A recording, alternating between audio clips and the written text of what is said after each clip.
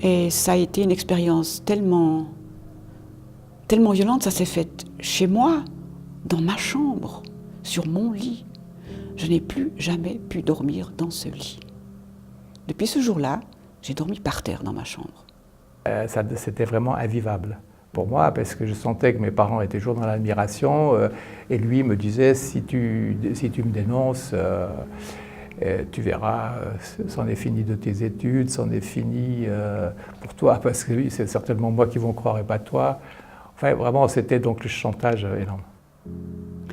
Et lorsqu'il a abusé de moi d'une manière tout à fait inattendue d'ailleurs, et que j'ai vu un tout autre visage de cet homme, parce qu'à ce moment-là, il a complètement changé.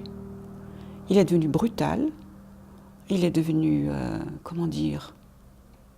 humiliant, et ça a été pour moi une expérience extrêmement traumatique aussi à cause de ça.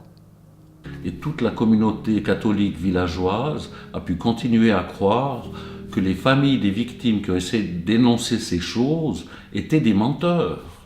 Donc ces familles ont vécu aussi avec ce poids toute leur vie.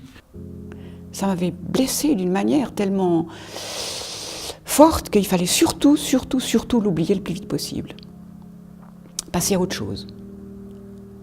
Ensuite, je me suis mariée, j'ai eu des enfants, et c'est à la naissance de mon premier enfant, une fille, que tout s'est ravivé.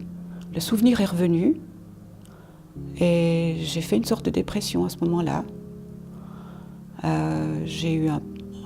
C'est là que je dirais que le travail thérapeutique a commencé.